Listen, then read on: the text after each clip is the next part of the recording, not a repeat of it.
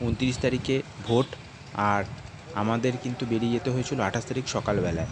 যেহেতু পাঁচলা জায়গাটা আমার কাছে একদমই নতুন, আমি কিন্তু সকাল সকাল পাঁচলার আগে যে রানীহাটি, সেখানটাতে রানীহাটিতে পৌঁছে গিয়েছিলাম। পাঁচলার বাস কিন্তু আমি পেয়ে গিয়েছিলাম ডানলপের মুখ থেকে, আর সেই ডানলপ থেকে কিন্তু সোজা চলে গেলাম পাঁচলা, এবং পাঁচলার রানীহাটির জায়গায় কিন্তু আমি নামলাম, এবং রানীহাটির ওখান থেকে কিন্তু অনেকগুলো ট্রেকার টাইপের গাড়ি যায় এই নয়াচক যে যদুনাথ স্কুল, সেই স্কুলের উদ্দেশ্যে। তা আমিও কিন্তু সেখান থেকে একটি ট্রেকারে করে সোজা চলে আসলাম আমাদের ডিসিআরসি পাঁচলায়, ওই নয়াচক স্কুলে। এবং সেখানটাতে কিন্তু দাঁড়িয়ে রয়েছি লম্বা লাইনে, কারণ আমাকে দিয়েছিল রিজার্ভে, আর রিজার্ভের লাইনটা কিন্তু প্রচুর বড়। ওই ভেতরে কিন্তু প্রচুর পরিমাণে কিন্তু এই যে রিজার্ভের স্টাফটা সব রয়েছে, তাদের কিন্তু কারোরই কিন্তু ডিউটি নেই, তাদেরকে রেখে দেওয়া হবে প্রায় একদিনের ওপরে।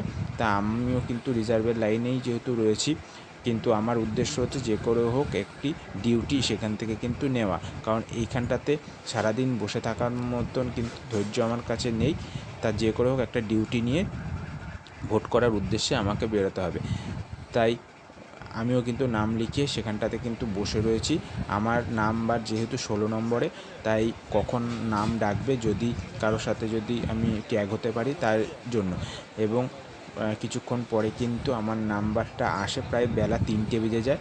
এত বড় একটা লম্বা লাইন, মানুষ কিন্তু ধৈর্য হারিয়ে ফেলছিল। প্রায় 3টে যেহেতু বেজে গেছিলো, আর এখানটাতে এত লোকের মধ্যে আপনি থাকা, খাওয়া এবং পায়খানা বাথরুম পুরোটাই কিন্তু একটা অনিশ্চয়তার মধ্যে কাটছিল। তা আমি বেশ কিছুক্ষণ বসে রয়েছিলাম, এবং প্রচুর পরিমাণে কিন্তু ডিসিআরসিতে এরকম লোকেরা, তারা যারা ভোটকর্মী তারা কিন্তু বসে রয়েছে, অর্থাৎ যা তাদের নিজস্ব সময় হলে তারা কিন্তু বেরিয়ে যাবে। এবং এই রিজার্ভে কিন্তু কারোর হয়তো পোলিং অফিসার আসেনি, বা কারোর প্রিসাইডিং অফিসার আসেনি, বা ফার্স্ট পোলিং আসেনি, তারা কিন্তু এই রিজার্ভ কাউন্টার থেকে কিন্তু তারা এসে কিন্তু তাদেরকে কিন্তু ট্যাগ করে নিয়ে যায়।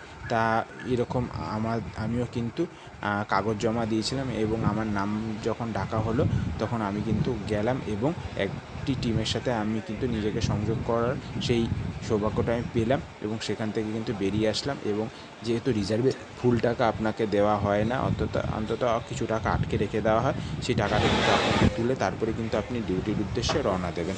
আর আমিও কিন্তু সেইটার অপেক্ষাই করছিলাম।